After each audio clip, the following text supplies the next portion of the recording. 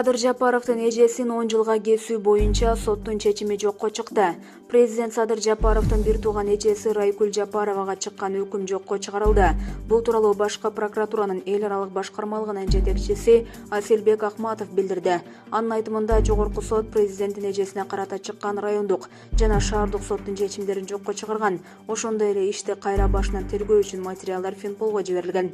Ал эми башкы прокурор Курманкул Зулушев Жапаровага чыккан өкүмдү жогорку сот ушул жылдын 25 январында жокко чыгарып, баш коргоо чарасын өзгөрткөнүн айтты.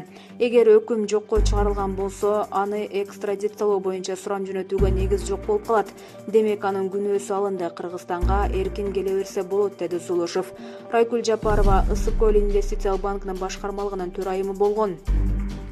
Ал Кыргызстанда 2015 жылы сыртынан соттолуп 10 жылга эркинен ажыратылган. Жапаровага мыйзамсыз жол менен алынган акча каражатын же башка мүлктөрдү легалдаштыруу, шылуундук жана кызмат абалынан кыянаттык менен пайдалануу фактылары боюнча айып тагылган. Ал Интерпол аркылуу издөөгө алынып, былтыр май айында Польша мамлекетинде кармалган. Башкы прокуратура аны экстрадициялоого кат жөнөтүп жооп алган эмес. Булак Спутник KG.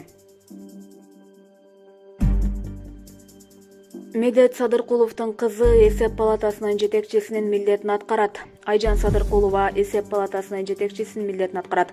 Бул тууралуу президенттин маалымат кызматынан билдиришти. Кызматка дайындоо боюнча жарлыкка президент Садыр Жапаров кол койду.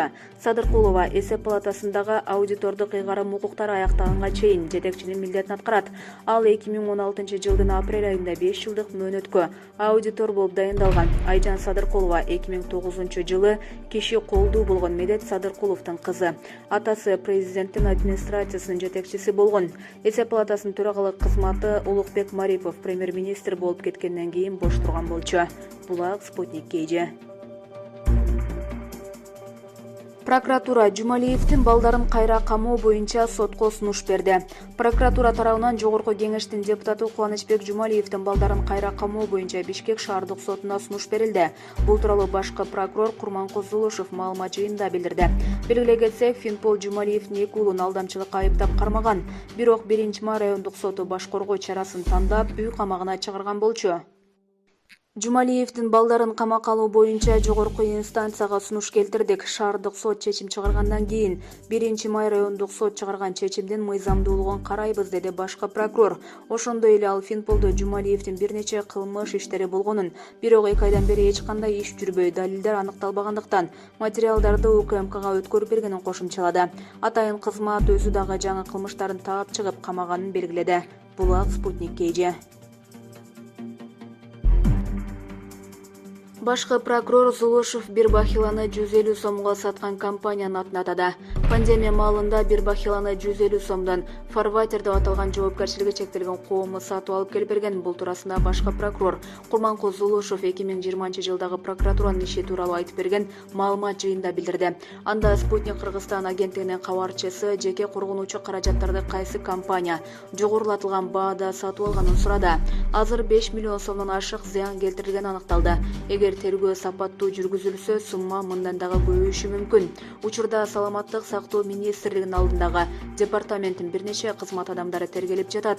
Бул иш боюнча министрге дагы жетишибиз мүмкүн, деди Зулушев. Булак Спутник KG.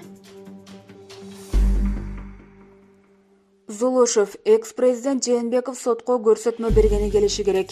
Экс-президент Сооронбай Жээнбеков күбө катары сотко чакырылып жатса, барышы керек. Бул тууралуу башкы прокурор Курманкул Зулушев маалымат жыйынында билдирди. Эгер ага айып тагылып жатса, экс-президент макамына таянып келбей койсо болот, деди Зулушев. Белгилей кетсек, экс-президент Сооронбай Жээнбеков мурдагы вице-премьер Дүйшөнбек Зилалиевдин иши боюнча сотко күбө катары чакырылган.